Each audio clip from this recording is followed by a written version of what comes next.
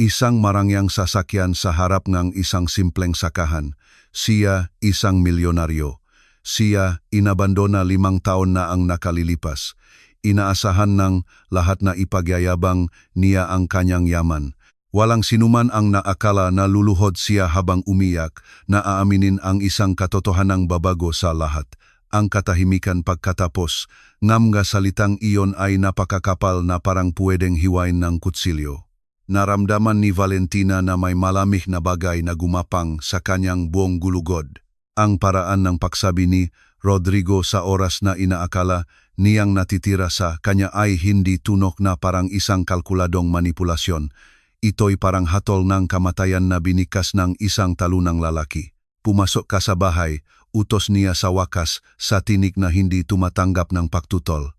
Hindi ko gagawin ang usapang ito sa harap ng buong baryo na para tayong isang naglalakbay na sirko. Ang mga nakumpulang kapitbahay ay bumulong sa pagkadismaya dahil sa nawalang palabas, ngunit pinaalis sila ni Tatang Esteban gamit ang autoridad na kanyang nakuha sa loob ng maraming dekada. Respetuhin niyo ang kanilang pribadong buhay. Tama na ang eksibisyon para sa araw na ito. Magsiuwi na kayo. Sa loob ng simpleng bahay, nanatiling nakatayo si Valentina sa tabing bintana, nakahalukip-kip na parang isang pananggalang. Si Camila, isang batang single mother sa baryo na ang anak na si Ben ay matalik na kaibigan ni Tomas, ay lumapit sa bintana mula sa labas. Valentina, kung kailangan mong may mag-alaga kay Tomas habang inaayos mo yan, pwede siyang manatili sa amin, alok niya ng may tunay na pag-alala. Tumango si Valentina bilang pasasalamat, ngunit marahang umiling. Sa ngayon, kailangan niyang malapit ang kanyang anak. Si Tomas ay nasa kanyang silid, naglalarong ang kanyang laruang kotse at tahimik niyang ipinagpasalamat na hindi nito maririnig ang susunod na mangyayari. Anuman iyon, umupo si Rodrigo sa gasgas na sopa na lubhang naiba samga, Italian designer furniture na malamang ay pumupuno sa kanyang mansyon sa California. Inilabas niya ang kanyang telepono na parang may ipapakita. Pagkatapos ay nag-isip siyang muli at nagsalita na lamang. 6 na buwan na ang nakalipas. Na-diagnose akong acute myeloid leukemia. Nagsimula siya ng walang pasubali o paghahanda. Ang mga salita ay bumaksak na parang mga bulalakaw sa tahimik na tubig, lumilihang mga alon na nagpabago sa lahat. Naramdaman ni Valentina na literal na gumalaw, ang sahig sa ilalim ng kanyang paa. Anong sabi mo?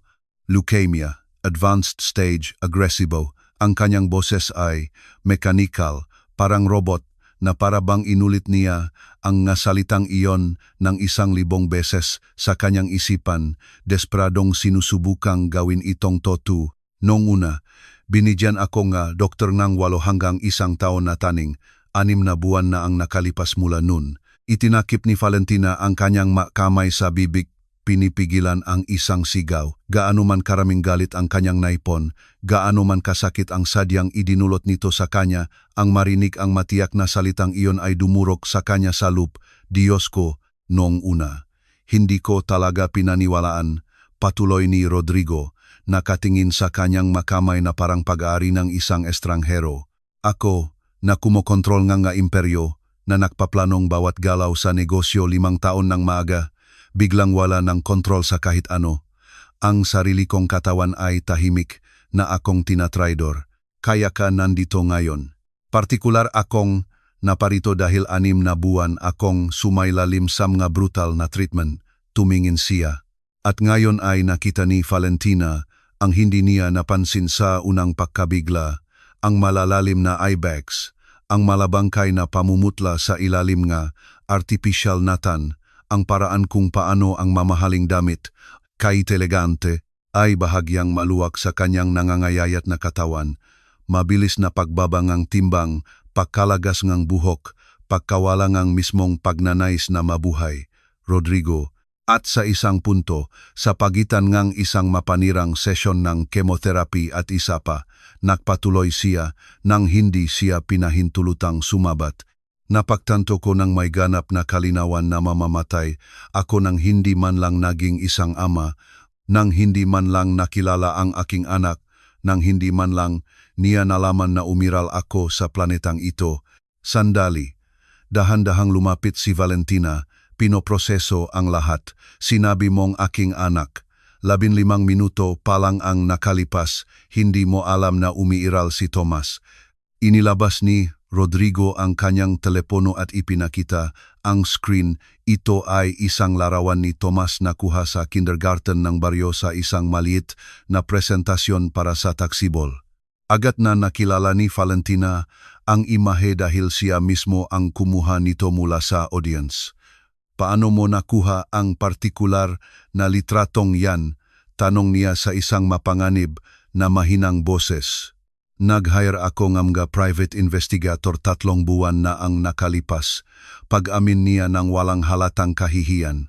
Nang opisyal na ipaalam sa akin ng mga doktor na hindi gumagana ang experimental treatment, na kailangan kong ayusin agad ang lahat ng aking magawain dahil naubos na ang oras.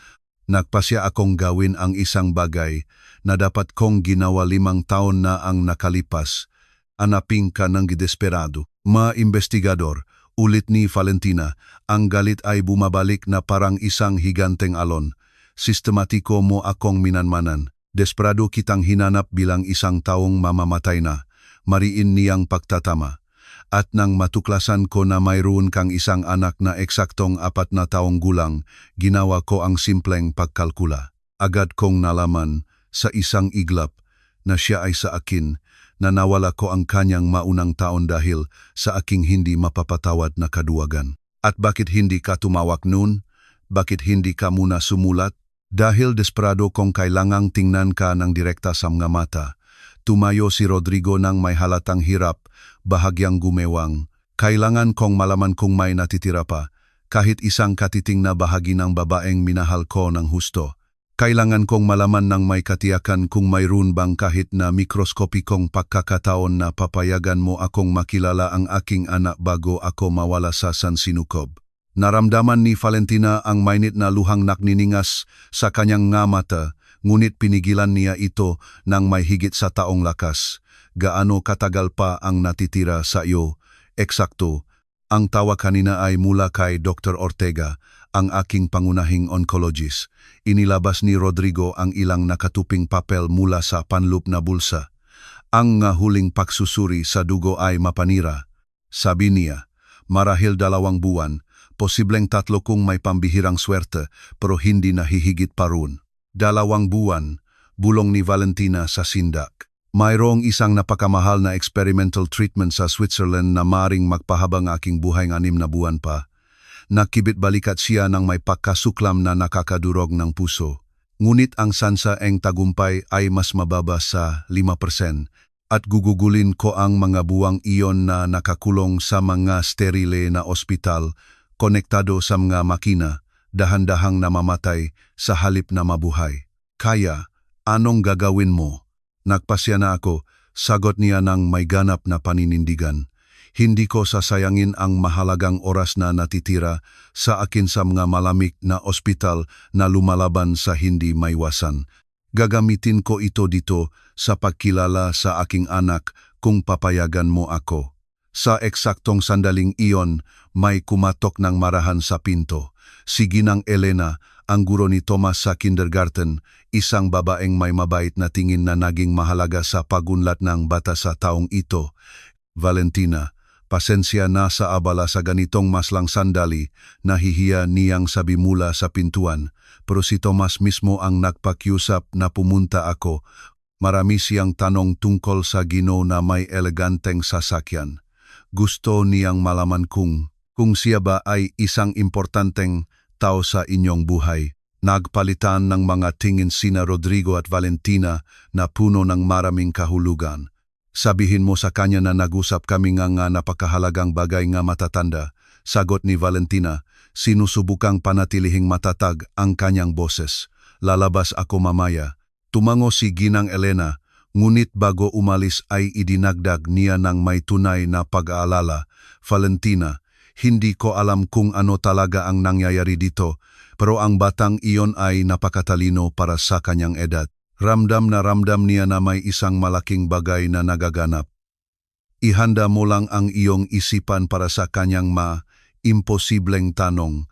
Nang maiwan silang muli sa sala, ginawa ni Valentina ang pinakamahirap na desisyon sa buong buhay niya. Sige, sabi niya sa wakas pagkatapos ngang tila walang katapusang segundo. Maari kang manatili pansamantala, maari mong makilala si Tomas. Halos gumuho si Rodrigo sa labis na ginhawa. Seryoso ka, talaga? Pero may mga kondisyon na hindi mo maaring tanggihan. Itinaas niya ang isang daliri ng may autoridad. Una, hindi mo pa sasabihin sa kanya kung sino ka talaga. Kailangan ko siyang ihanda sa emosyonal na paraan. Pangalawa, mananatili ka sa hotel ng bayan. Hinding-hindi dito sa bahay na ito. Pangatlo, gagawin natin ito sa aking bilis, susundin ang aking mapatakaran ng walang eksepsyon. Tinatanggap ko ang lahat, walang kondisyon. At pang-apat, humakbang si Valentina palapit sa kanya, ang mamatay nagniningning sa pigil na luha. Kung papasok ka sa buhay ng anak ko, mas mabuting handa kang mahalin siya sa bawat segundong natitira sa buhay mo. Dahil kung sasaktan mo siya sa emosyonal na paraan, kung magdudulot ka sa kanyang kahit isang katiting na sakit na idinulot mo sa akin, isinusumpa ko sa lahat ng banal na hindi niya natapos ang banta dahil nawalan siya ng lakas. Ang maluha ay sa wakas bumuhos na parang talon. 5 buong taon nang nakabaw na sakit, na walang tigil na pakikibaka, na walang katapusang gabi na walang tulog, nag-isip kung tama ba ang madesisyon na kanyang ginawa, lahat ay marahas na lumabas sa ibabaw. Si Rodrigo, nang walang pag-aalinlangan, ay humakbang palapit sa kanya at niyakap siya ng mahigpit. Dapat sana'y marahas siyang tinulak ni Valentina, dapat sana'y tinanggihan niya ng may lakas. Ngunit sa mapanirang sandaling iyon, sa unang pagkakataon sa loob ng 5 buong taon, hinayaan niyang gumuho ang kanyang sarili. Hinayaan niyang umiyak para sa nawalang pagsasama, para sa mga nasirang pangarap, para sa hinaharap na hindi kailanman nangyari at hindi na mangyayari. Patawad, paulit-ulit na bulong ni Rodrigo sa kanyang buhok. Pinagsisisihan ko ito sa bawat hiblang ng aking pagkatao, kung may babalik ko lang ang oras, pero hindi mo kaya. Bigla siyang kumawala, pinupunasan ang magaluha ng may galit. At ngayon kailangan kong sabihin sa aking maliit na anak na ang amang hindi niya kailanman nakilala ay darating sa kanyang buhay sa mismong sandali na malapit na niya itong mawala magpakailanman. Naintindihan mo ba kung gaano kahayop ang sitwasyong ito? Dahan-dahang bumukas ang pintong silid ni Tomas. Ang bata ay nakikinig pala, ang tanga ay nakadikit sa pinto. Nakatayo siya sa bukana. Ang mga matainan lalaki, pinoproseso ang mga mapanirang salita na masyadong malaki, masyadong mabigat para sa kanyang maliit at inosenteng mundo. Ikaw po ba ang tatay ko? Tanong niya sa nanginginig na boses na dumurog sa mga puso. Ang buong mundo ay huminto sa pag-ikot. Naramdaman ni Valentina na ang kanyang puso ay pisikal na nabiya sa 1,000 piraso. Lumuhod si Rodrigo sa ikalawang pagkakataon sa araw na iyon, ngunit sa pagkakataong ito, hindi dahil sa kalkuladong desperasyon, kundi dahil sa ganap na pagsuko sa katotohanan. O, sagot niya sa basak na boses. Ako ang tatay mo, Tomas. Ang bata ay hindi tumakbo palapit sa kanya tulad na sa mga pelikula. Nanatili siya sa kanyang kinatatayuan, halatang nanginginig, na may maliliit na luhang nagsisimulang gumulong sa kanyang mabilog na pisngi. Bakit ngayon ka lang dumating para makilala ako? Ang pinakasimpleng tanong sa sansinukob, ang pinakamapanirang tanong na kailanman ay nabuo.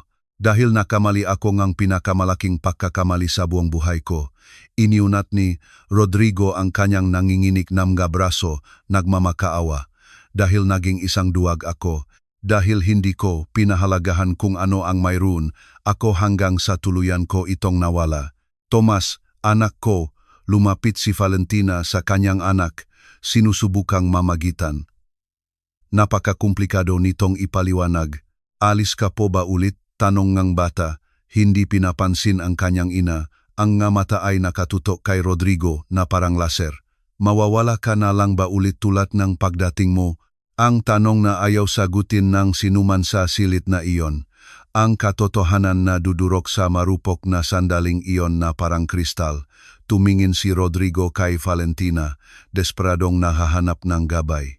Bahagya siyang tumango habang tumutulo ang luha. Kung gagawin nila ito ng tama, kailangan itong gawin ng may ganap at brutal na katapatan, gaano man kasakit. Kailangan kong umalis sa huli, sagot ni Rodrigo sa boses na nakakapira-piraso. Pero hindi dahil gusto kitang iwanan, hindi dahil hindi kita mahal mula sa mismong sandaling ito, kundi dahil may malubha akong sakit, anak. Sakit na parang noong nilagnat ako. Tanong ni Tomas ng may mapanirang inosensya ng mga bata. Hindi, mahal ko. Namagitan si Valentina, lumuhod sa tabing ang kanyang anak. Mas malubha pa roon. Mamamatay ka po ba? Tanong ni Tomas ng may brutal na prangkang katangyan ng batang hindi nakakaintindi ng mabawal na paksa na pahigbi si Valentina. Ipinikit ni Rodrigo ang kanyang mamata ng mahigpit, ang maluha ay malayang tumutulo ngayon ng walang kontrol. Anak, mamamatay ako sa lalong madaling panahon. Kailan po eksakto? Sa loob ng 2 o 3 buwan.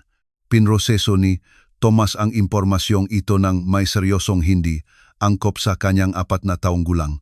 Pagkatapos, sa kabagalan ng isang sagradong seremonya, naglakad siya palapit kay Rodrigo. Bawat maliit na hakbang ay isang buong kawalang hanggan. Nang sa wakas ay makarating siya sa harap nito, itinaas niya ang isang maliit na kamay at hinawakan ang basang pisngi ng kanyang ama. Puwede po ba kitang makilala bago ka pumunta sa langit? Tanong niya sa boses na nagpabasag sa lahat ng naroroon.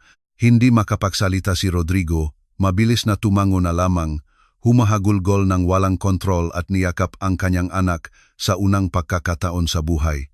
Nagpayakap si Tomas kahit na ang kanyang maliit na katawan ay naninigas, nalilito, pinoproseso ang dambuhalang emosyon na hindi niya maintindihan. Tahimik na pinapanood ni Valentina ang eksena, umiiyak ng mapanira. Tahimik na pumasok si Tatang Esteban sa likod bahay at nakasandal sa hambangang pinto.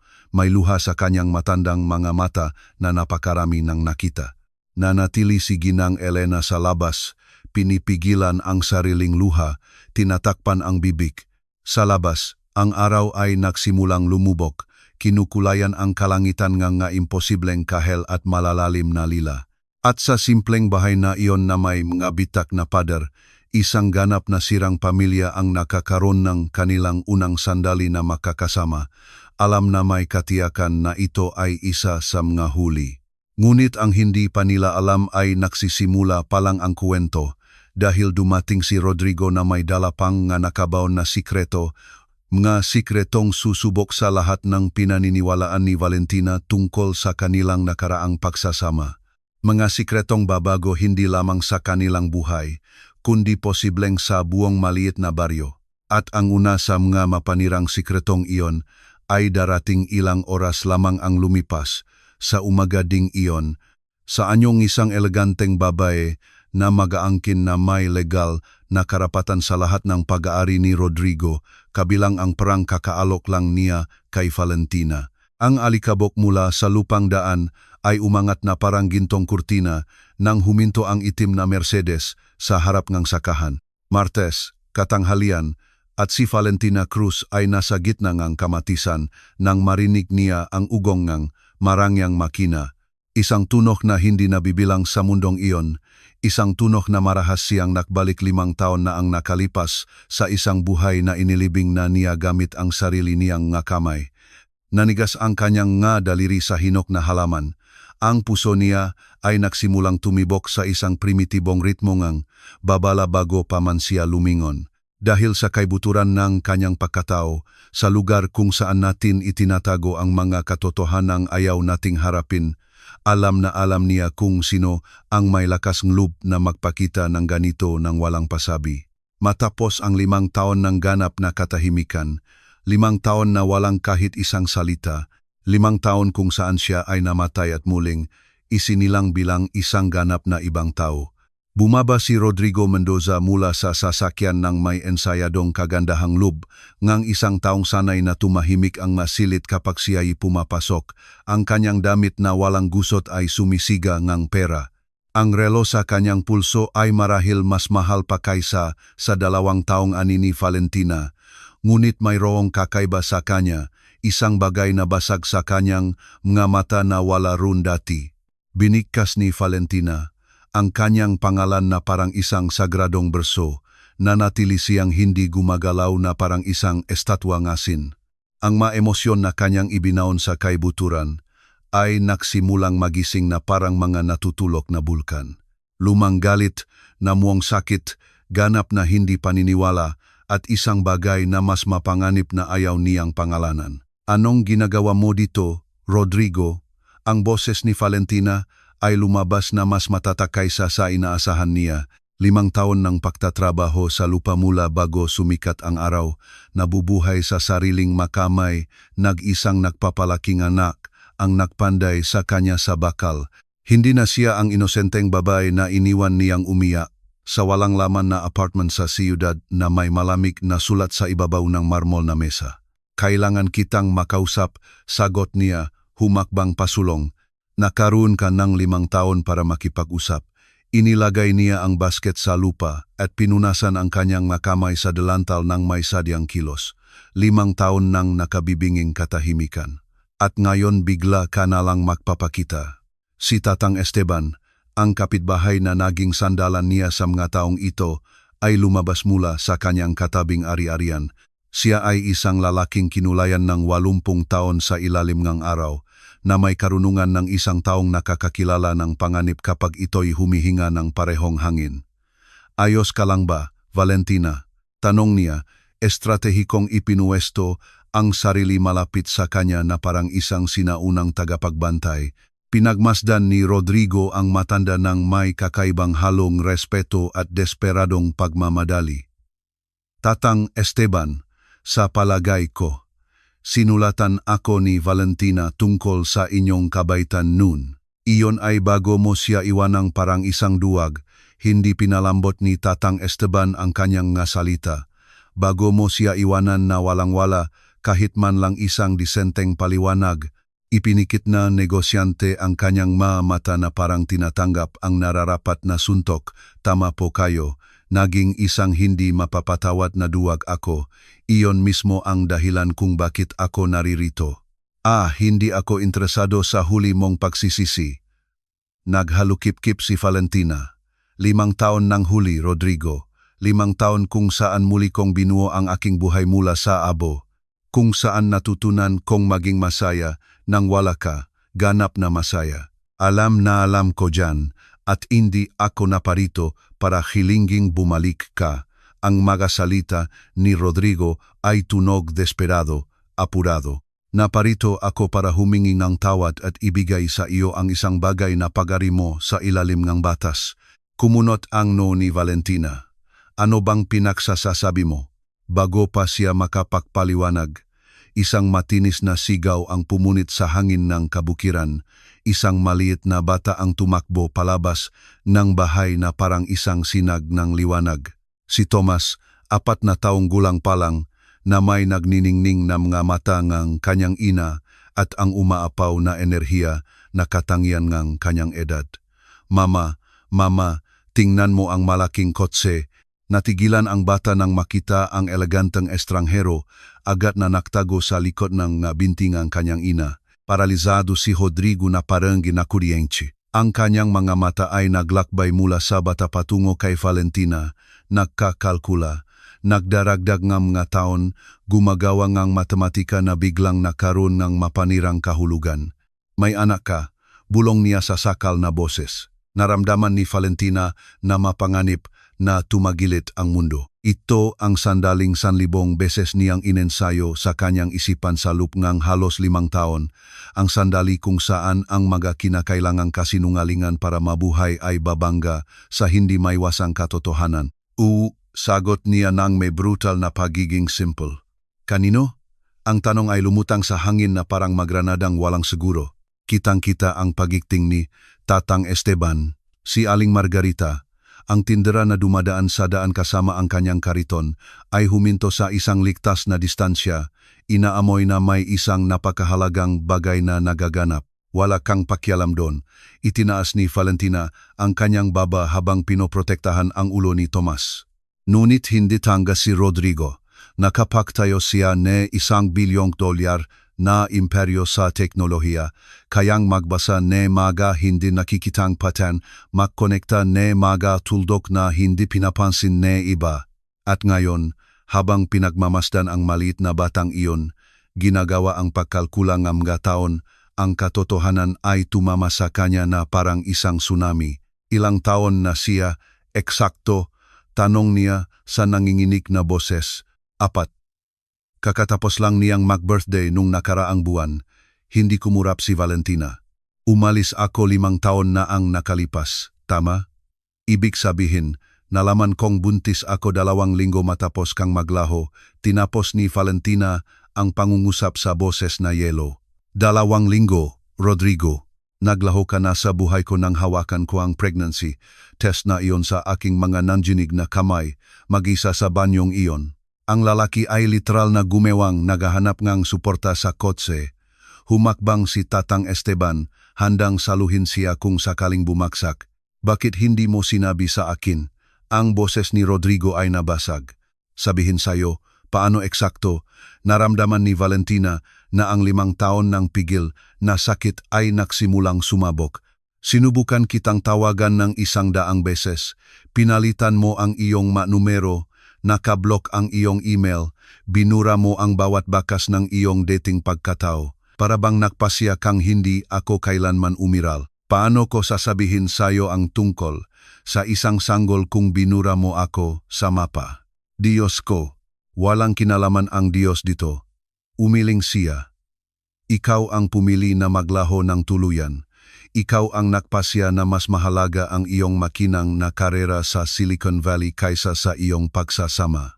Nang sa wakas ay tinanggap kong ayaw mong matakpuan. 6 na buwan na akong buntis, mag-isa, takot na takot, walang pera. Itinakip ni Rodrigo ang kanyang muka. Hindi ko pinalitan ang aking mga numero para i-block ka. Pinalitan ko sila dahil tumatakas ako sa aking sarili. Dahil ako ay isang duwag na hindi kayang harapin ang aking sinira. Akala ko kung aalisin ko ang lahat ng kontakt, mawawala ang sakit. Napakakumbinyente para sa iyong konsensya, sagot ni Valentina ng may matalas na sarkasmo. Si Tomas, natakot sa tensyon, ay lalong kumapit sa kanyang ina. Mama, sino po yung lalaki? Bakit ka po malungkot? Ang inosenteng tanong na hahati sa sansinukop sa dalawa. Tumingin si Valentina sa kanyang anak pagkatapos kay Rodrigo. Inisip niya ang senaryong ito sa 1,000 iba't ibang paraan. Inensayo niya ang nasagot sa kanyang isipan sa mga gabing walang tulog. Ngunit ngayon na silang dalawa ay nasa harap niya, lahat ng inihandang salita ay naglaho. Siya ay 1 taong nakilala ni Mama noon pa. Mahal ko, sabi niya sa wakas, binuhat ang bata. Lumapit si Rodrigo sa kanila nang may nanginginig na mga kamay, nagsisimula ng mamuo ang maluha. Tomas, tama ba? Ang pangalan mo ay Tomas, ako si Rodrigo. Itinagong bata ang kanyang mukha sa liging kanyang ina, nahihiya sa estranghero. Mr. Rodrigo, ulit ni Rodrigo sa basag na boses. Ang sarili niyang ama ay isang mister para sa kanya. Wala siyang ama. Matatak na sabat ni Tatang Esteban. Mayroon siyang isang pambihirang ina na nag-isang nagpalaki sa kanya, na nagtrabaho mula umaga hanggang gabi para ibigay sa kanya ang lahat. Isa ka lamang estranghero na may mamahaling sasakyan. Tatang Esteban, pakiusap. Inilagay ni Valentina ang isang kamay sa braso ng matanda. Tomas, anak, pumasok ka muna at maglaro. Kailangan lang ni Mama na kausapin ang ginong ito. Magiging ayos ka lang po ba, Mama? Tanong ng maliit na bata nang may pag-aalalang hindi angkop sa kanyang edad. Magiging ayos na ayos ako, mahal ko. Sige na, tumakbo ang bata papasok sa bahay. Lumingon pa ang isang huling beses para pagmasdan ang lalaking may eleganteng damit ng may pakausisa. Nang wala na sa pandinig, bumaksak si Rodrigo.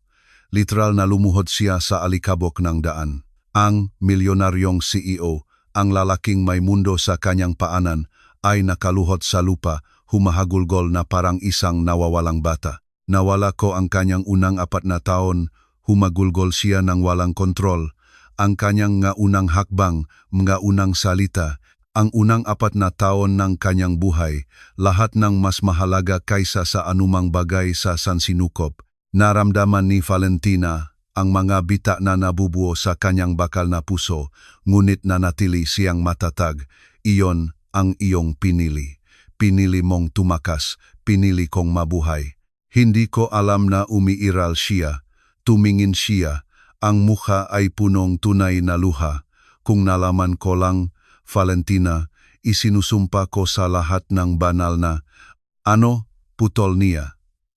Tatalikuran mo ang iyong makinang na imperyo sa teknolohiya, ang iyong bilyon-bilyong dolyar, ang pagiging sikat na henyo ang Silicon Valley na palagi mong pinapangarap. Tatalikuran ko ang lahat ng walang pag-aalinlangan, sagot niya ng walang bahit ng duda.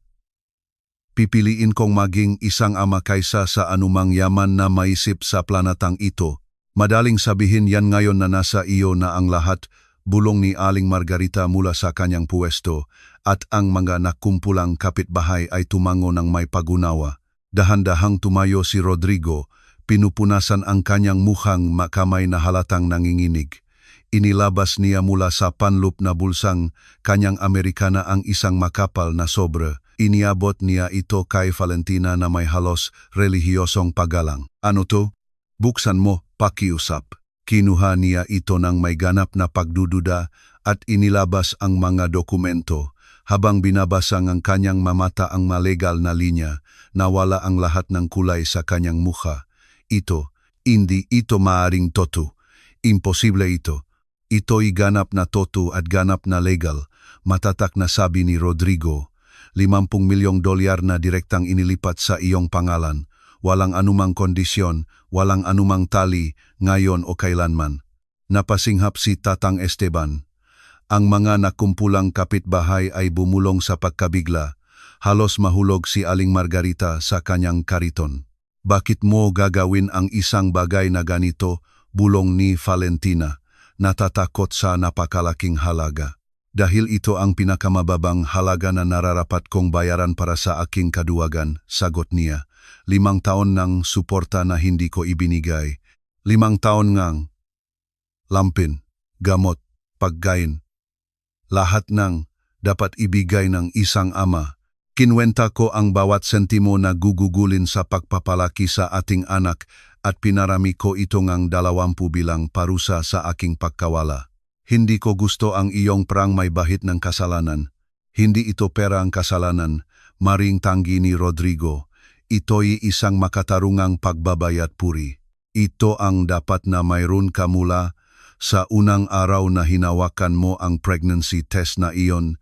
Nanginginig, mag-isa, takot na takot, hindi alam kung paano mabubuhay. Pinagmasdan muli ni Valentina ang madokumento ng may nanginginig na mga kamay.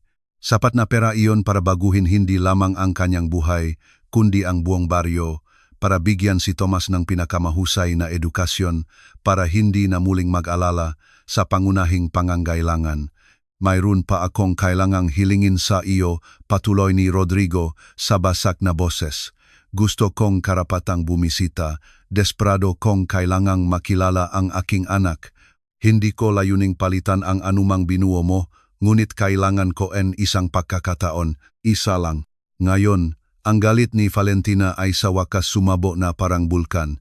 Pagkatapos ng 5 taon, magpapakita ka para humingi ng karapatan. Sa tingin mo ba talaga ang pera ay nakakabili ne automatikong pagpasok sa aming buhay? Wala akong hinihingi. Itinaas niya ang kanyang kamay sa ganap na pagsuko. Nagmamakaawa ako sa iyo. Luluhod muli kung kinakailangan para sa isang pagkakataon. Nakikiusap ako sa iyo. Ang sagot ay hindi. Nilukot ni Valentina ang madokumento at marahas na inihagis sa lupa. Hindi mo mabibili ang iyong pagbabalik gamit ang matseke. Valentina, hinawakan ni Tatang Esteban ang kanyang braso ng may sinaunang karunungan. Pakinggan mo muna siya ng buo bago ka magpasya. Pati ba ikaw, tatang?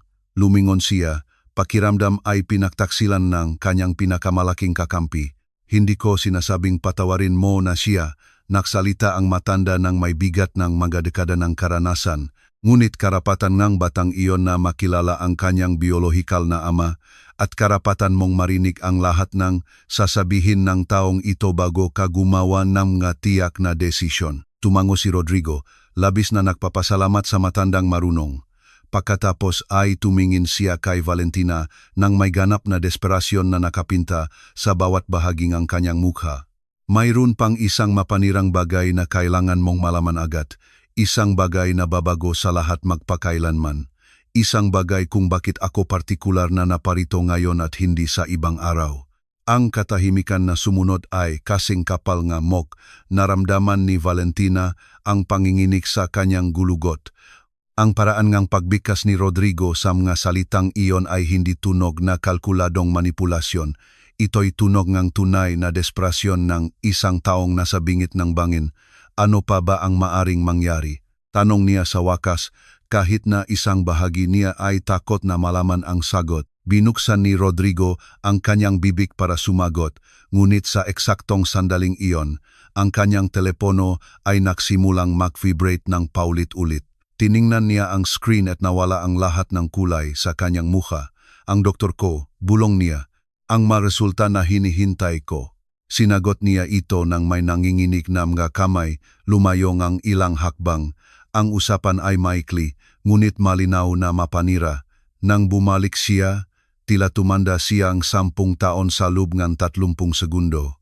Kinumpirma nga resulta ang pinakamasama, sabi niya sa isang patag, walang buhay na boses. Kailangan kong sabihin sa iyo ang lahat ngayon, Valentina, dahil ang oras na akala ko ay mayroon pa ako ay biglang nabawasan ng husto. Nang gabing iyon, matapos ang emosyonal na komprontasyon sa mga revelasyon ni Rodrigo, halos hindi nakatulog si Valentina. Masyadong mabilis na dumating ang umaga. Buong gabi siyang gising. Pinakmamasdan si Tomas na mahimbing na natutulog. Iniisip kung tama ba ang desisyon niyang payagan si Rodrigo na pumasok sa kanilang buhay sa mismong sandaling nakatakda na itong umalis magpakailanman. Alas 6 ngang umaga, habang ang araw ay bahagya pa lamang na nagpipinta sa abot tanaw ngang maputlang ginto, narinig niya ang ugong ngang isang sasakyan na papalapit. Dumating si Rodrigo sa eksaktong oras na napagkasunduan. Nag-check-in siya sa nag-isang hotel sa bayan, isang simpleng gusali na marahil ay malayo sa 5 bituing hotel na sanay siya. Ngunit nang bumaba siya mula sa inupahang kotse, mayroong ipinakita ang kanyang mukha na hindi inaasahan ni Valentina. Tunay na pag-asa na may halong ganap na takot. Magandang umaga, mahina niyang sabi mula sa entrada. Masyado pang maaga. Nagigising si Tomas ngang alas 6:30, sagot ni Valentina, pinapanatili ang pisikal na distansya. Sakto lang ang dating mo. Lumabas si Tatang Esteban mula sa kanyang ari-arian, dala ang mga lukot na dokumento na inihagis ni Valentina sa lupa nung nakaraang araw. Maingat niyang pinulot ang maito, inunat ang mapapel, at inilagay sa isang bagong sobre. Mahalaga ang maito, sabi niya, iniabot kay Valentina. Anuman ang maging desisyon mo tungkol sa kanya, ang parang ito ay pag-ari ni Tomas sa ilalim ng batas. Huwag mo itong dahil sa pride. Kinuha ni Valentina ang sobre ng walang salita, nararamdaman ang bigat ng 50 milyong dolyar sa papel. Tama si Tatang Esteban, gaya ng dati. Hindi ito tungkol sa kanya, ito'y tungkol sa kinabukasan ng kanyang anak. Bago pa sila makapagsalita, tumakbo si Tomas palabas ng bahay, nakapajama pa na may magulong buhok. Huminto siya nang makita si Rodrigo, malinaw na naaalala ang mapanirang usapan nung nakaraang araw. Bumalik ka po ulit. Tanong niya nang may pagingat ng isang batang hindi pa lubos na nagtitiwala. Bumalik ako. Lumuhot si Rodrigo para maging ka-level niya. Puwede pa akong manatili sandali kasama mo. Tumingin si Tomas sa kanyang ina, naghahanap ng pahintulot. Bahagyang tumango si Valentina, ang puso'y nadudurog sa pagkakita sa kawalan ngang katiyakan sa mga mata ng kanyang anak. Marunong ka po bang maglarong makotse? Tanong ni Tomas sa wakas. Matagal na akong hindi naglalaro, pag-amin ni Rodrigo nang may malungkot na ngiti, pero gustong-gusto kong turuan mo ako. At sa ganong paraan, sa isang surreal na simpleng paraan, sinimulan ng mag-ama ang kanilang unang umaga na magkasama. Pinapanot sila ni Valentina mula sa bintana ng kusina habang naghahanda ng kape, tahimik na tumutulo ang mga luha. Si Rodrigo ay nasa maalikabok na lupa, sinisira ang kanyang mamahaling pantalon, gumagawa ng tunong ang makina habang seryosong ipinapaliwanag ni Tomas kung paano gumagana ang laro. Ito po ang tra ng bumbero, Papa. Natural na sinabi ni Tomas ang salita na para bang buong gabi niya itong inensayo sa kanyang isipan, kailangan niyang iligtas ang ibang nga kotse, Papa. Ang salitang nakabitin sa hangin na parang marupok na mahika. Nanigas si Rodrigo sa lupeng 3 segundo bago sumagot sa sakal na boses, kung gayon, iligtas natin silang lahat, anak. Si Tatang Esteban, na nanunot mula sa kanyang beranda, ay tahimik na pinunasan ang kanyang mga mata. Kahit para sa isang matandang nakasaksi ng walang katapusang trahedya, ito ay mapanira sa kanyang masakit na kagandahan. Ang sumunod na 2 oras ay lumipas sa isang masalang bula. Nalaman ni Rodrigo ang pangalan ng lahat ng paboritong laruan ni Tomas. Nakinig siya sa mga kwento tungkol sa kindergarten, tungkol kay Ben na kanyang matalik na kaibigan, tungkol kay Ginang Elena na napakabait ngunit medyo strikto. Bawat detalye ay isang kayamanan na iningatan ni Rodrigo na parang purong ginto. Bakit po hindi ka dumating noong baby pa ako? Biglang tanong ni Tomas nang may kakayahang maghagis ng emosyonal na granada sa gitnang kapayapaan. Humingang malalim si Rodrigo. Dahil nakamali akong isang napakalaking pagkakamali, Tomas. Ang buhay ko, ang pinakamasamang pagkakamali sa buong buhay ko, hindi ko alam na umiral ka. At noong umalis ako, hindi ka mahanap ng nanay mo para sabihin sa akin, nawawala ka po ba? Oo, nawawala ako. Pero natakpuan ko na ang sarili ko. At mawawala ka po ba ulit kapag namatay ka na? Ang tanong ay tumama na parang martilyo. Si Valentina, na nakikinig mula sa loob, ay napakapit sa lababo para hindi bumaksak.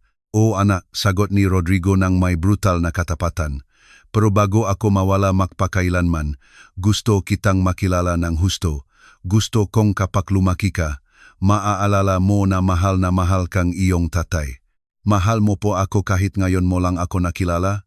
Minahal kita mula sa sandaling nalaman kong umiral ka. Pinroseso ito ni Tomas ng may seryosong katangyan ng isang maliit na pilosopo. Sige po, pwede kang manatili hanggang sa umalis ka na. Niyakap siya ni Rodrigo nang napakahigpit na nagprotesta ang bata habang tumatawa. Pinapanood ni Valentina mula sa bintana. Ang puso'y hati sa magkasalungat na direksyon. Isang bahagi niya ay kinamumuhian, si Rodrigo sa lahat. Isa pang bahagi, isang mapanganib na bahagi na sinusubukan niyang balewalain, ay nakakaramdam ngang isang bagay na mas komplikado. Eksaktong 10:00 ng umaga nang muling magbago ang lahat. Ang tunog ngang isang malakas na makina na iba sa mga nasa baryo ay nag-anunsyo ngang pagdating ng isa pang marangyang sasakyan. Isang pilak na BMW ang huminto sa harap ng bahay, nag-angat ng alikabok. Isang babae ang bumaba ng may corporate elegance. Nasa 30 taon, nakadamit ng walang kapintasan na parabang para sa isang internasyonal na pagpupulong sa negosyo, may dalang designer na maleta at ekspresyon ng isang taong darating para kunin ang sakanya. Sa likod niya ay bumaba ang isang mas matandang lalaki na nakapormal na damit, malinaw na isang abogado. Agad na namutla si Rodrigo nang makita siya. Hindi maari. Paano niya ako nahanap? Sino siya? Lumabas si Valentina sa bahay na may aktibong protective instinct. Lumapit ang babae ng may kalkuladong hakbang. Hindi pinapansin si Valentina at diretsong pumunta kay Rodrigo nang may pigil na galit. Akala mo ba makatakas ka ng ganyan, Rodrigo? Akala mo ba hindi kita mahahanap? Malamig ang kanyang boses. Victoria, anong ginagawa mo dito? Tumayo si Rodrigo, instinktibong ipinuwesto ang sarili sa pagitan niya at ni Tomas. Anong ginagawa ko dito? Tumawa si Victoria ng walang saya. Naparito ako para pigilan ang kabaliwan na malapit mo nang gawin. Naparito ako para protektahan ang kumpanyang binuo nating dalawa. Naparito ako para siguraduhin hindi mo ipamimigay ang ating yaman sa mga estranghero. Naramdaman ni Valentina na kumulo ang kanyang dugo. Excuse me, sino ka? Sa wakas ay tiningnan siya ni Victoria. Sinusuri siya mula ulo hanggang paa ng may bahagyang pagamak. Ako si Victoria Sandoval, major partner ng Tech Vision Corporation, at ikaw siguro ang dating asawa na sumusubok na samantalahin ang isang taong mamamatay na. Ang kapal ng mukha mo, humakbang si Valentina palapit. Agad na lumitaw si Tatang Esteban kasama ang ilang kapitbahay na naalarma sa iskandalo. Victoria, tama na, utos ni Rodrigo sa mahinang ngunit matatak na boses. Wala kang karapatang pumunta dito. Mayroon akong lahat ng karapatan. Naglabas siya ng dokumento mula sa kanyang maleta. Partner mo ako. May legal akong kapangyarihan sa iyong desisyon sa pananalapi kapag ikaw ay incapacitated.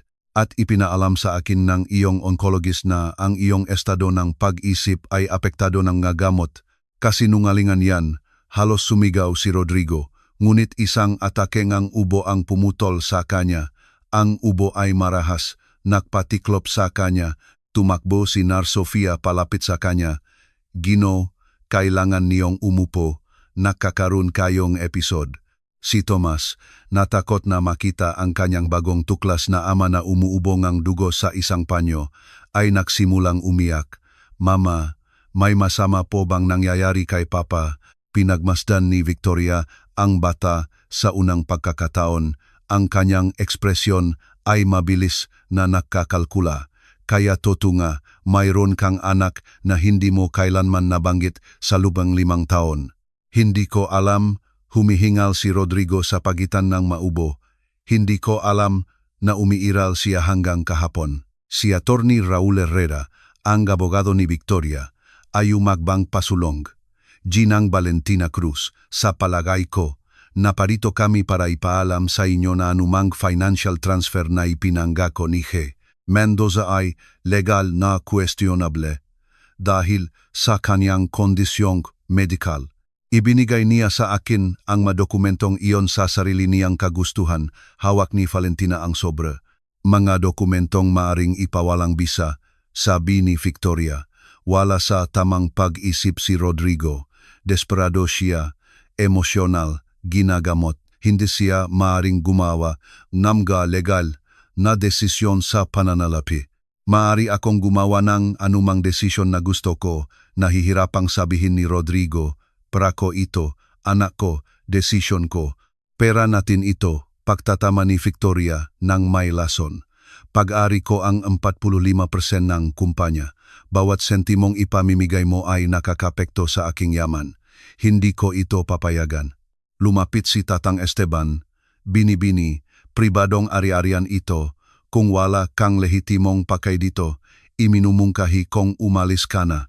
Mayroon akong ganap na lehitimong pakay. Naglabas si Victoria, NG mas maraming dokumento. Mayroon akong preventive court order na nagblock sa anumang financial transfer na higit sa $100,000 hanggang sa masuri ang mental competence ni G. Mendoza. Huminto ang mundo ni Valentina.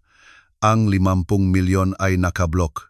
Sinubukan ni Rodrigo na magprotesta, ngunit isa pang atake na ubo ang nakpatiklop sa kanya. Nag-aalala si Sofia, kinukuha ang kanyang pulso, bumubulong tungkol sa pangangailangan ng ospital. Bukod pa rito, patuloy ni Victoria ng may kasiyahan, dinala ko si Dr. Santana, isang forensic psychiatrist, na susuri sa mental capacity ni G. Mendoza bukas. Hanggang doon, lahat ng kanyang desisyon sa pananalapi ay legal na suspendido. Ito ay isang corporate co, humihingal si Rodrigo. Sinasamantala mo ang aking sakit para kunin ang kontrol. Pinoprotektahan ko ang sa akin, malamig na sagot ni Victoria. Kung mamamatay ka, Rodrigo, siguraduhin mo man lang na ang iyong legacy ay mananatili kung saan ito nararapat. Sa kumpanyang binuo nating dalawa, hindi sa kamay nga oportunistang taga-probinsya. Hindi na napigilan ni Valentina ang sarili. Humakbang siya at tumayo sa harap ni Victoria. Makinig kang mabuti. Wala akong pakialam sa pera mo, sa kumpanya mo. Ang tanging mahalaga sa akin ay makilalang taong ito ang kanyang anak bago siya mamatay. Kung ilalagay mo ang iyong kasakiman sa daang iyon, ano? Ngumit si Victoria. Tinatwesian mo ako? Corporate lawyer ako, Gnija Cruz. Hindi ako natatakot sa mga banta, pero dapat kang matakot dito. Isang bagong boses ang sumabat. Si Ginang Elena, ang guro ni Thomas, ay dumating na may hawak na telepono, ni-record ang buong usapan. Nakuha ko ang bawat salita, binibining Sandoval, kabilang ang iyong mga paninirang puri kay Ginang Valentina, kabilang ang iyong pag-amin na minamanipula ang mga medikal na pagsusuri. Magiging viral ito sa social media sa lubien ni 30 segundo. Bahagyang namutla si Victoria. Bukod pa rito, dagdag ni Tatang Esteban, ang maliit na bayang ito ay may mahabang memorya at ayaw namin ng mataong dumarating para abusuhin ang mga kababayan namin. Maaring mayroong kang mga abogado sa siyudad, pero dito, kami ang batas moral. Nakbulungan ang makakapitbahay. Malinaw na hindi nila inaasahan ang organisadong pagtutol. Hindi pa ito tapos. Sabi ni Victoria, itinago ang kanyang nga dokumento. Makita tayo sa korte, Rodrigo, at kapag nanalo ako, mananatili ang prang iyon kung saan ito nararapat. Umalis siya, ang BMW ay nagangat ng alikabok. Bumaksak si Rodrigo sa lupa, pagod na pagod. Lumuhod si Sofia sa tabi niya, nag-aalala, kailangan niyang magpahinga agad. Hindi na kayang katawan niya ang stress na ito. Lumapit si Thomas, hinawakan ang braso ng kanyang ama. Kukunin po ba ngang masamang babae ang pera? Tumingin sa kanya si Rodrigo ng may nanlalabong mga mata. Hindi ko alam, anak. Pero mayroong mas mahalaga kaysa sa pera. Ano po iyon? Ang mga sandaling ito kasama ka. Walang sinuman ang makakakuha niyan mula sa atin. Halos hindi na makalakat si Rodrigo papunta sa hotel pagkatapos ng kanyang pagbaksak. Ipinilit ni Sofia na samahan siya, patuloy na sinusuri ang kanyang vital signs na may lumalaking profesional na pag-alala. Ang pagdalaw ni Victoria ay hindi lamang emosyonal na sumira sa kanya, kundi pisikal din na nakpabilis sa paglala na ipinagbabala ng mga doktor. Kailangan niyong pumunta sa isang tunay na ospital, sabi ni Sofia nang makarating sila sa simpleng silit. Mas mabilis na bumibigay ang inyong katawan kaysa sa inaasahan. Hindi, matigas na sagot ni Rodrigo, sapat na ang oras na ginugol ko sa mga ospital. Mas gugustuhin ko ang mga araw na ito kasama ang aking anak kaysa sa mga linggong konektado sa mga makina. Nang gabing iyon, hindi na naman makatulog si Valentina. Nagpagulong-gulong siya sa kama, pinoproseso ang lahat. Ang pagdating ni Victoria ay nagbago ngang isang bagay na fundamental. Ang mga akusasyon gabaeng iyon, ang kanyang kalkuladong kalamigan, ang paraan kang pag-angkin niyang karapatan kay Rodrigo na parabang ito'y isang corporate property mayroong hindi tama sa buong kwento. 3:00 ngang madaling araw, narinig niya ang maliliit na bato na tumatama sa kanyang bintana. Sumilip siya at nakita si Rodrigo sa ibaba, nakabalot sa isang diaket, bahagyang nanginginig sa lamig ng gabi. Nababalif ka na ba? Bulong niya pagbaba. 3:00 ng madaling araw, dapat kang nagpapahinga. Kailangan kitang makausap agad. Iba ang kanyang boses, desperado. May mga bagay akong hindi sinabi sa iyo, mga bagay na nagpapaliwanag sa lahat, at pagkatapos makita si Victoria ngayon, alam kong kung hindi ko ito sasabihin sa iyo ngayon, hindi mo malalaman ang buong katotohanan. Pinapasok siya ni Valentina. Nahanda siyang mainit na tsaa habang inilalabas ni Rodrigo ang isang lumang laptop mula sa kanyang backpack. Nanginginig ang kanyang magakamay habang binubuksan ito, hindi lamang dahil sa sakit, kundi dahil sa kung ano ang malapit na niyang ibunyag. 5 taon na ang nakalipas ng iwan kita, nagsimula siya sa nanginginig na boses, hindi lang dahil sa ambisyon. Iyon ang kasinungalingan na sinabi ko sa aking sarili. Ang katotohanan ay mas madilim. Umupo si Valentina sa harap niya. ang puso'y mabilis na tumitibok. Anong katotohanan? Si Victoria Sandoval ay hindi lang aking business partner. Pag-amin ni Rodrigo, diretsong nakatingin sa kanya. 5 taon na ang nakalapas. Siya ang aking executive assistant. Matalino, ambisyosa, mapanlinlang na walang katulad. Anong kinalaman niya sa pag-alis mo? Inikot ni Rodrigo ang laptop papunta kay Valentina. Sa screen ay may malumang email na may petsa 5 taon na ang nakalipas. Sinimulan niyang basahin ang maito ng malakas, bawat salita ay parang kutsilyo. Rodrigo, kailangan kong ipakita sa iyo ang isang bagay na kagyat tungkol kay Valentina. Ayaw kong sabihin sa iyo, ngunit bilang kaibigan mo, hindi ko maaring hayaan kang mabuhay sa kasinungalingan. Naramdaman ni Valentina ang panginginig. Anong sinasabi mo? 3 buwan bago ako umalis. Si Victoria ay unti-unting nagtanim ng pagdududa, makaswal na komento tungkol sa kung paano kaniya nakikitang kasama ng ibang lalaki, kung paano ka naibang tumawa kasama ang kapitbahay. Maliit na butong lason. Binuksan ni Rodrigo ang isa pang file. Ito'y malarawan. Tiningnan sila ni Valentina at kumulo ang kanyang dugo. Mga larawan niya 5 taon na ang nakalipas. Digital na in-edit para magmukhang nasa mga compromising sitwasyon siya kasama ang mga lalaking hindi niya kilala. Diyos ko, bulong niya sa sindak. Peke ang mga litratong ito, hindi ko kailanman. Alam ko na ngayon, tumutulo na ang luha ni Rodrigo. Pero 5 taon na ang nakalipas nang ipakita sa akin ni Victoria ang mga ito. Nagtatrabaho ako ng 18 oras sa isang araw, stressed, paranoid, at tuluyan akong nahulog sa kanyang patibong. Naniwala akong pinagtataksilan mo ako. Kaya ka umalis. Naramdaman ni Valentina na muling naayos ang mundo dahil sa mga pekeng litrato. Bata pa ako, tanga, mayabang, tinakpan ni Rodrigo ang kanyang mukha. Sa halip na harapin ka, nagpasya akong tumakas. Akala ko kung maglalaho ako, masasaktan ka tulad ng sakit na nararamdaman ko sa inaakalang pagtataksil. Pinalitan ko ang lahat ng aking contact dahil ayaw kong magmakaawa ka na bumalik. Gusto kong maramdaman mo ang pag-abandona. Hindi alam ni Valentina kung sisigaw o iyak. Kaya pinarusahan mo ako para sa isang bagay na hindi ko ginawa. Iniwan mo ako batay sa mga kasinungalingan. At pagdating ko sa California, handa na ang lahat ni Victoria. Opisina, kontrata ng partnership, mga investor. Napagtanto ko kalaunan na inorkestra niya ang lahat mula sa simula. Bakit? Bakit niya gagawin ang isang bagay na ganon? Binuksan ni Rodrigo ang isa pang file. Isang sulat kamay na liham mula kay Victoria. Hindi kailanman ipinadala, ngunit nakatago sa kanyang personal na computer na nahak ni Rodrigo ilang buwan na ang nakalipas nang magsimula siyang maginala. Dahil obsessed siya sa akin, binasa niya ang liham. Akin si Rodrigo, dapat ay sa akin siya palagi. Hindi karapat-dapat ang babaeng iyon sa isang henyo na tulad niya. Palalayain ko siya sa abang buhay na iyon, anuman ang mangyari. Binasa ni Valentina ang buong liham na sisindak. Nakakabahala ito sa kanyang pagka-obses.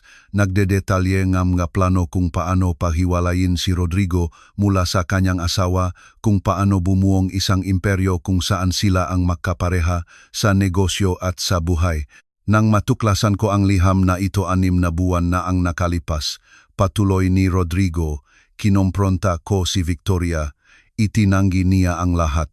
Sinabi niyang draft iyon isang romance novel, na inilalagay ko ang mga bagay sa labas ng konteksto.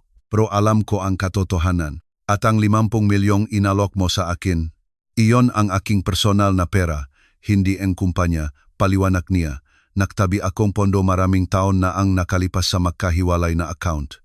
Tama si Victoria na pag-aari niya ang 45% ng kumpanya, ngunit ang perang ibinigay ko sa iyo ay ganap na hiwalay. Kaya, hindi niya ito legal na mabablok, naunawaan ni Valentina. Maaari niyang subukan, ngunit legal ang mga dokumento, kaya siya personal na pumunta. Desperado siya dahil alam niyang kung makakarating sa iyo ang perang iyon, mawawala ang kanyang huling paraan para kontrolin ako. Sa sandaling iyon, lumitaw si Tomas sa pinto, Kinukusot ang kanyang mata. Mama, hindi ako makatulog. Nanaginip ako ngang masama tungkol sa masamang babae. Binuhat siya ni Valentina. Halika dito, mahal ko. Ayos lang ang lahat. Iniunat ni Rodrigo ang kanyang mga braso. Puwede ba? Tumango si Tomas at niyakap siya ni Rodrigo. Natural na sumiksik ang bata na parang 1,000 beses na niya itong ginawa.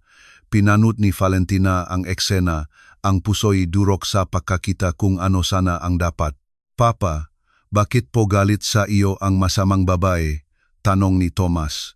Dahil nakamali ako noon, anak, at galit siya dahil gusto ko nang itama ang mga ito ngayon.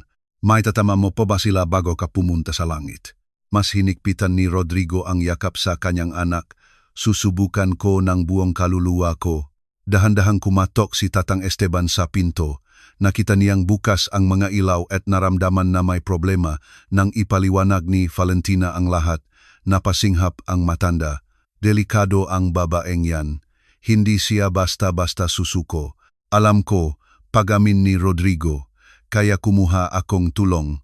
Si Arturo Zamora, ang dati kong orihinal na partner bago lumitaw, si Victoria. May alam siyang mabagay, mga dokumento, mga patunay kung paano minanipula ni Victoria ang mga kontrata at relasyon. Nasaan ang taong yan? Tanong ni Tatang Esteban. Darating siya bukas sa bayan. Dala niya ang mga ebidensyang kailangan natin para ilantad si Victoria. Ang sumunod na umaga ay dumating na may balitang muling nagbago sa lahat. Tumatakbong dumating si Sofia sa bahay ni Valentina, ang mukha'y punong pag-aalala. Valentina, bumagsak si Rodrigo sa hotel. Dinala nila siya sa health center ng bayan. Biglang lumala ang kanyang kondisyon sa magdamag. Huminto ang puso ni Valentina. Nasaan si Tomas? Kasama ni Ginang Elena sa kindergarten. Akala ko mas mabuting hindi niya ito makita ng ganito. Nagmadali sila sa malit na health center. Si Rodrigo ay nasa isang stretcher, konektado sa mga basic monitor. Abang si Dr. Inez Navarro, na galing sa regional hospital, ay sinusuri siya. Mas mabilis na bumibigay ang kanyang katawan kaysa sa inaasahan, paliwanag ng doktora. Ang stress kahapon ay nagpabilis sa lahat. Ilang linggo na lang ang natitira sa kanya. Posibleng mga araw, hindi mga buwan. Hindi naramdaman ni Valentina na nasasakal siya, sabi nila 2 o 3 buwan. Ang leukemia ay hindi predictable, lalo na sa mga advanced cases. Kapag ang pasyente ay dumaranas ng matinding stress, maring mapabilis nito ang paglala. Dahan-dahang iminulat ni Rodrigo ang kanyang mga mata. Valentina, lumapit siya, hinawakan ang kanyang kamay. Ito ang unang pagkakataon na hinawakan niya ito mula nang bumalik siya. Nandito ako. Pinlano ito ni Victoria, bulong niya. Alam niyang bawat episoda ay mas naglalapit sa akin sa katapusan. Gusto niyang mamatay ako bago ko masecure ang pera para kay Tomas. Napakasama niyan. Siya si Victoria, mahinang umubo si Rodrigo, darating si Arturo ngayong hapon, dala niya ang lahat ng kailangan natin. Ipangako mong pakikinggan mo siya, ipangako mong lalaban ka para kay Tomas. Huwag kang magsalitang ganyan, hinikpitan ni Valentina ang kanyang kamay. Magiging ayos ka. Hindi ako magiging ayos, ngumiti siya ng malungkot. Pero okay lang, dahil nakilala ko ang aking anak. Dahil sa wakas nasabi ko sa iyo ang katotohanan, dahil pagkatapos ngang 5 taong pamumuhay sa kasinungalingan, ang mga huling araw na ito ay naging totoo. Sa sandaling iyon, sa kabilang lahat ng sakit, pagdurusa, at nawalang panahon, naramdaman ni Valentina ang isang bagay na hindi niya inaasahang mararamdaman muli para kay Rodrigo Mendoza, pagpapatawad. Hindi kumpleto, hindi ganap. Ngunit ang simula isang bagay na katulad nito. Lalaban ako, pangako niya. Para kay Tomas, para sa iyo, para sa katotohanan. Nang hapong iyon, isang lalaki ang dumating sa bayan sakayng taxi, si Arturo Zamora, ang dating partner ni Rodrigo, ay may dalang maleta na puno ng nga dokumentong magbabago sa lahat. Ginang Valentina Cruz, formal siyang nakpakilala. Naparito ako para tumulong. At maniwala ka sa akin, may sapat akong ebidensya para ipadala si Victoria Sandoval sa kulungan para sa corporate fraud, manipulasyon, at pamameke nga dokumento. Naktipon sina Tatang Esteban, Valentina, at ilang kapitbahay sa bahay habang inilalatak ni Arturo ang madokumento. Hindi lang minanipula ni Victoria si Rodrigo para pahiwalayin kayo, paliwanag niya. Sistematiko rin siyang naknakaw ng pera mula sa kumpanya sa loob ng maraming taon mga pekeng kontrata, offshore accounts, lahat ay dokumentado dito. Bakit mo ito itinago? Tanong ni Valentina. Dahil tinanggal ako ni Victoria sa kumpanya 3 taon na ang nakalipas nang matuklasan ko ang kanyang mga pandaraya. Pinagbantaan niya ako na sisirain ang aking karera. Ngunit nang kontakin ako ni Rodrigo noong nakaraang linggo na sinasabing mamamatay na siya at kailangan niya ang tulong ko, alam kong dumating na ang oras ng katotohanan. Si Aling Margarita, na tahimik na nakikinig, ay nagsalita. Ang pinsan ko ay si Judge Mauricio Delgado ng Regional Court. Matapat siya. Kung ipapakita natin ang maebidensyang ito, mawawala ang lahat kay Victoria. Kailangan nating kumilos ng mabilis, babala ni Arturo. Nakfile na si Victoria ng mga papeles para sa mental competence evaluation ni Rodrigo bukas. Kung mananalo siya sa hearing na iyon, maari niyang ipawalang bisa ang lahat ng kanyang desisyon kasama ang transfer ng para sa kanyang anak. Anong kailangan nating gawin? Tanong ni Tatang Esteban. Gaganti tayo, ngumiti si Arturo. Bukas sa hearing na iyon, hindi lang natin ipagtatanggol ang mental competence ni Rodrigo. Ilalantad natin ng buo si Victoria Sandoval. Ang bukang liwayway na araw ng pagdinig ay dumating na may kulay-abong ulap na nagbabanta ng bagyo. Halos hindi makabangon si Rodrigo mula sa kama ng health center. Hindi ka dapat pumunta sa hearing na iyon, babala ni Dr. Ines. Kailangan ng iyong katawan ng ganap na pahinga. Kailangan kong pumunta, iginiit ni Rodrigo. Ito ang huling pagkakataon para siguruhin ang kinabukasan ng aking anak. Magang dumating si Valentina kasama si Thomas. Iginigit ng bata na sumama. Gusto kong makasama si Papa, sabi niya. Dumating sina Rodrigo, Arturo, at ang pamilya sa korte at nakita si Victoria kasama ang kanyang legal team. Rodrigo, bati ni Victoria, nakikita kong lumala ang iyong kondisyon. Siguro senyales na iyan na dapat ka na sa ospital, hindi sa korte. Siguro senyales na iyan na ang stress na idinulot mo ay natutupad ang iyong layunin, sagot ni Rodrigo. Pabilisin ang aking pagkamatay bago ko maprotektahan ang aking anak. Sa loob en korte, ipinakita en abogado ni Victoria ang kanilang kaso. Tinawag ang isang psychiatrist na nagpatutu na si Rodrigo ay hindi makatwiran sa kanyang madesisyon dahil sa kanyang sakit.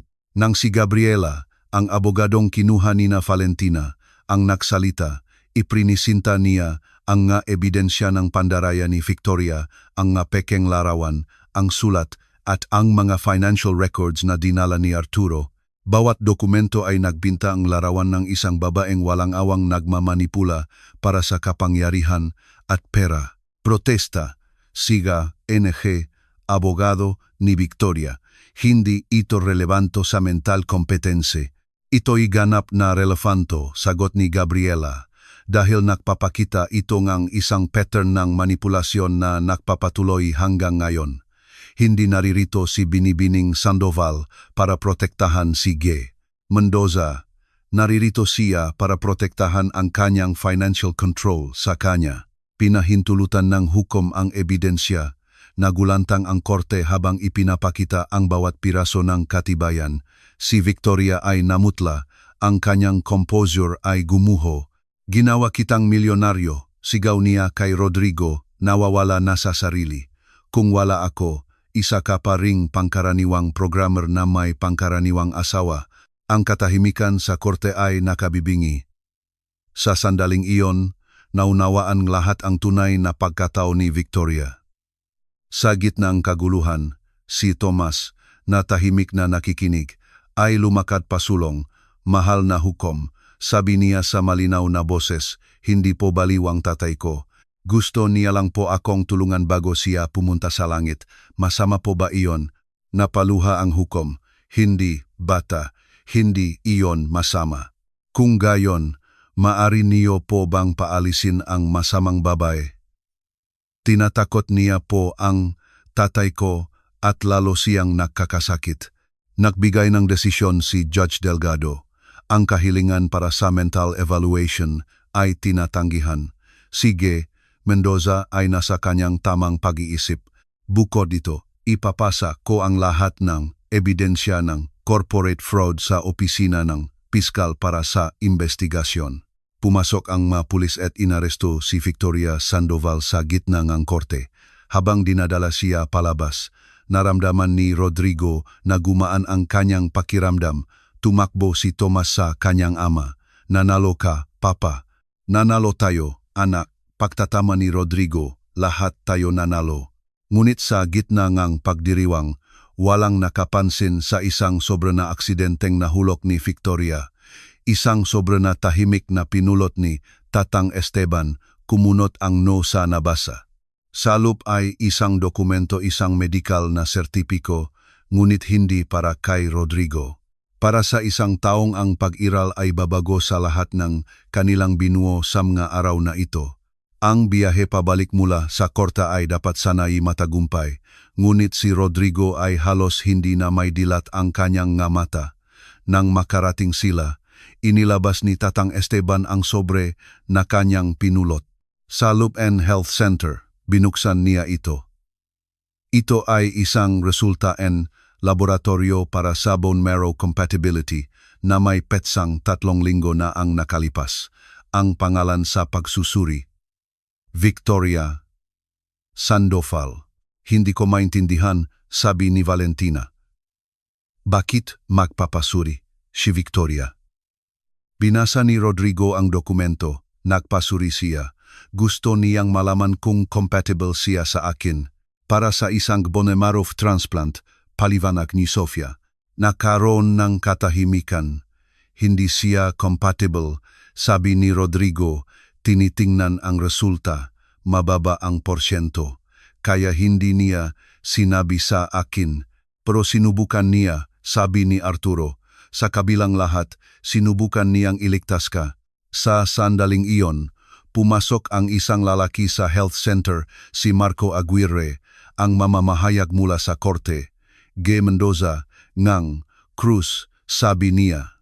Naparito ako dahil sa tingin ko makakatulong ako.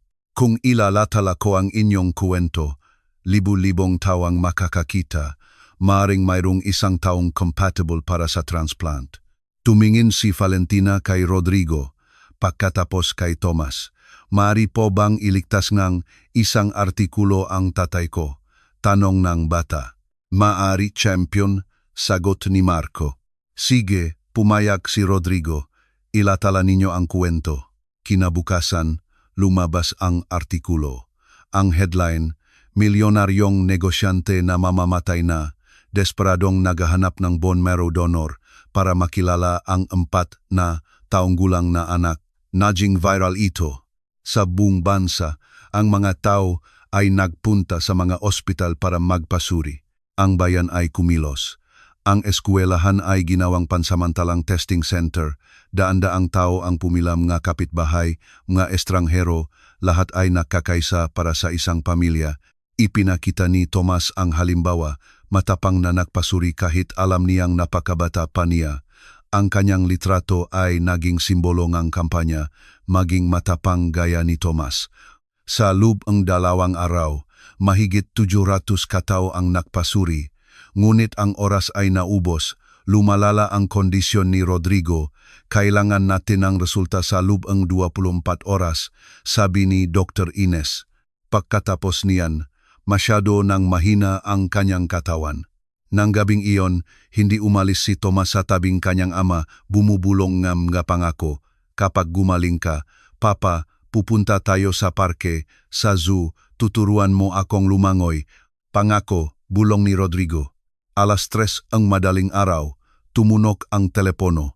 Pumasok si Dr. Ines sa silid. May nahanap kami. Sabi niya, nanginginig ang boses. Hindi isa, 3 posibleng match. Napahigbi si Valentina. 3. Sino sila? Ipinakitang doktora ang listahan. Binasa ni Valentina ang mga pangalan at naramdaman na ang sansinukop ay kumikilos sa mga imposibleng paraan. Ang una ay si Tatang Esteban, ang pangalawa ay si Arturo Zamora. Ang pangatlo ay isang taong ganap na hindi inaasahan, isang taong ang compatibility ay nagbago sa lahat ng kanilang pinaniniwalaan tungkol sa pamilya, tadhana at pangalawang pagkakataon. Ang katahimikan sa silid ay napakakapal. Tinitigan ni Valentina ang listahan. Ang utak niya ay tumatangging iproseso ang nababasa. Imposible ito, bulong niya. Ang pangatlong pangalan sa listahan na may 94% compatibility ay si Valentina Cruz. Paano? Naramdaman ni Valentina na bibigay ang kanyang matuhod. Hindi ako nakpasuri.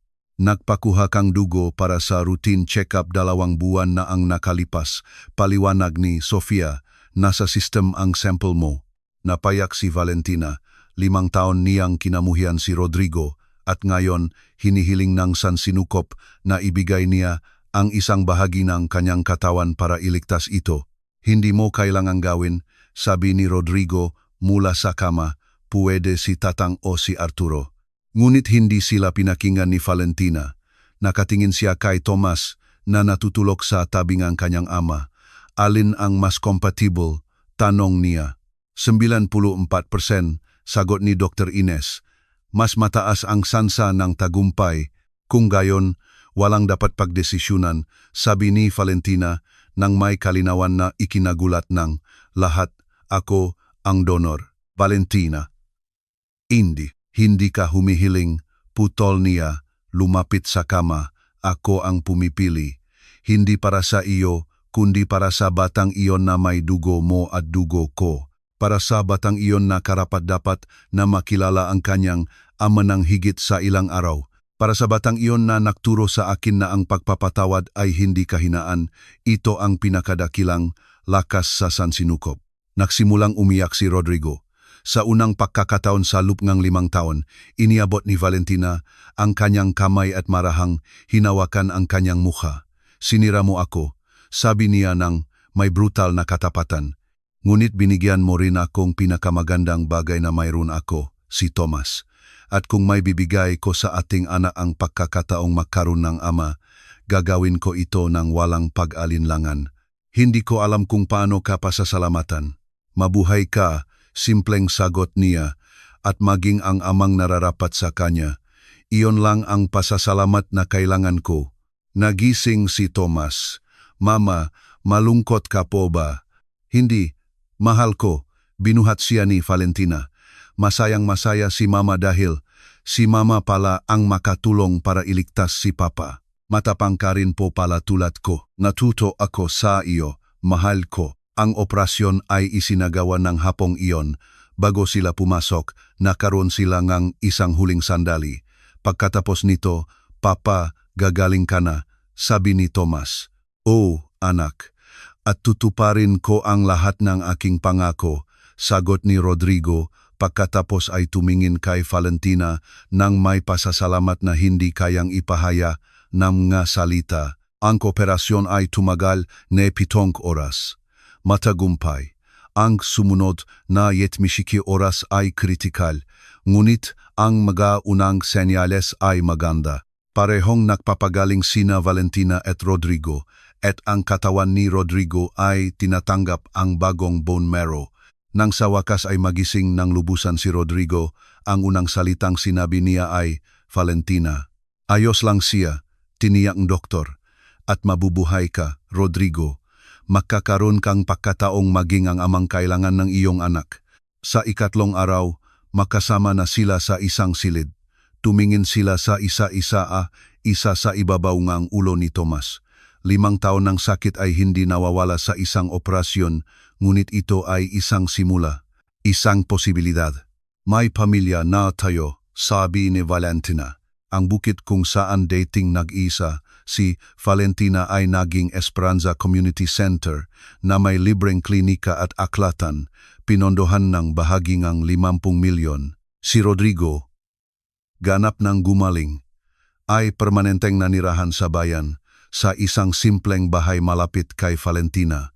Liligawan kitang muli, sa tamang paraan, sabi niya, at ginawa niya. Mga bulaklak, mga hapunan, mahabang usapan, nagterapi sila. Hindi pa siya lubos na pinatawad ni Valentina, ngunit unti-unti na. Mapapatawad mo pa ba ako ng buo? Tanong ni Rodrigo isang hapon. Nagawa ko na, sagot ni Valentina. Noong araw na nakpasya akong McDonate. Ang pagpapatawad ay hindi paglimot, ito'y pag-alala ng walang sakit at paunti-unti nang nawawala ang sakit. Inaugurasyon ng community garden na itinanim ni na Rodrigo at Tomas. Tumayo si Rodrigo sa harap ng mga tao malusog, kasama si Tomas at si Valentina sa kanyang tabi. Isang taon na ang nakalipas, sabi niya, ako ang pinakamayamang tao sa Silicon Valley, ngunit ang pinakamahirap sa mga bagay na mahalaga. Nang harapin ko ang kamatayan, natagpuan ko ang buhay, at nang ang babaeng labis kong sinaktan ay piniling iligtas ako, natutunan kong ang pagpapatawad ay mas makapangyarihan kaysa sa anumang galit. Gusto kong magpasalamat sa lahat, sabi ni Tomas sa mikropono, dahil sa pagligtas sa tatay ko. Ngayon, kumpleto na ang pamilya ko. Sa uli, nagsalita si Valentina. Akala ko ang pag-abandona ang nagtagda sa akin.